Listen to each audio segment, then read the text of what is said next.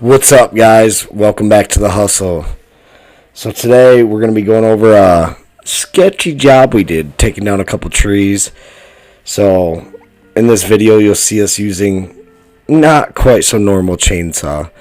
So the job we went and did, I went and helped one of my buddies out who also owns like a landscape business, and he needed some help, and the only saw he had on site was one of those battery powered ones. It was alright. I mean, I gotta say, for what it was, works pretty good. Kinda impressed, but so let's get to the video. So you see this? Thing's deader than heck. Kinda leaning funny. Brought the old excavator. Did the trick though. Kinda got her pushed over. Didn't have anything else good to cut it down, so we just decided to use the excavator to shove her over, but ended up working out alright. Pulled it from that direction just so we got it down kind of slow, get her cut up, and move on to the next one. The one in the backyard was even more sketchy, right up next to a garage. Not awesome scenarios, but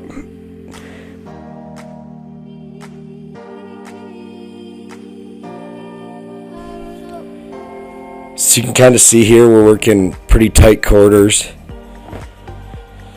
Got the mini and the skid steer out there. So yeah, you got this one. It's definitely leaning every bit of the wrong direction, that's for sure. But kind of looked at it, kind of in a rush. It was getting late. This was evening. It was probably 5:30, 6 o'clock. Knew we were going to be there late 'cause we still had to install some sand where we ripped the one out of the front yard and install some crushed concrete and then get all this cleaned up. So we just got to the point where I was pretty confident that I could get it to go in the right direction, and we'll see what happens here. Don't want to crush that garage, that's for sure.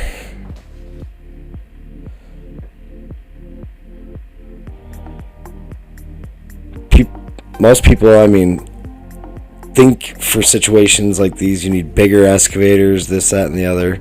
I mean, this thing's it's 14,000 pound excavator. It's a 305 cat, and I don't know, if you leverage things in the right position, you can usually, there's very few trees, I mean, unless they're just monsters that you can't push over and get it to do what you want to do with just that little machine. It does a pretty good job.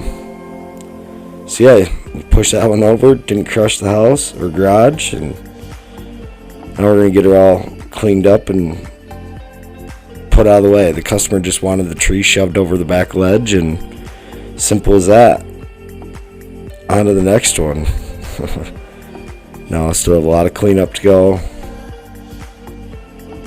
You'll see when we get to the front yard, it ends up turning, it's weird, ends up turning into the nastiest clay mush mud pie front yard ever, so we ended up having to dig a bunch of it out, install a bunch of sand, go back to our shop, get some sand, get all of it installed and spread, and then we install some crushed concrete that'll be coming up here shortly.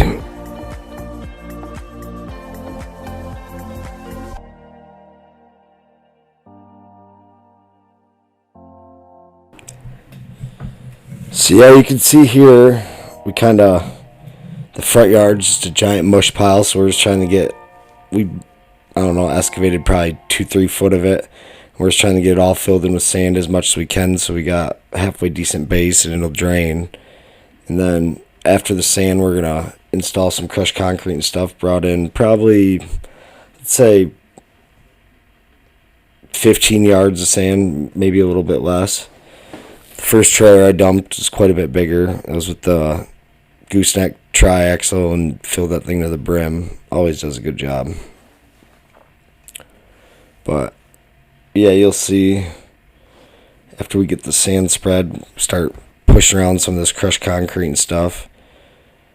Customer wants the driveway and up in front of the door there just covered in crushed concrete, and they're either going to pour concrete or I think kind of just leave it. I think this is just a flip house for them, so ended up working pretty good on our end. Just a quick 1-2, get in, get out. Get the sand spread. think all in all, it took us probably, I want to say, like 4 or 5 hours to bust out both them trees and haul in these couple loads of sand and get all the crushed concrete spread. They had to go back there in the morning and do some cleanup and stuff and raking around and getting all the topsoil spread and stuff like that and finish up the driveway. But for this main part, this is, I mean, knocked it out pretty quick for what it was.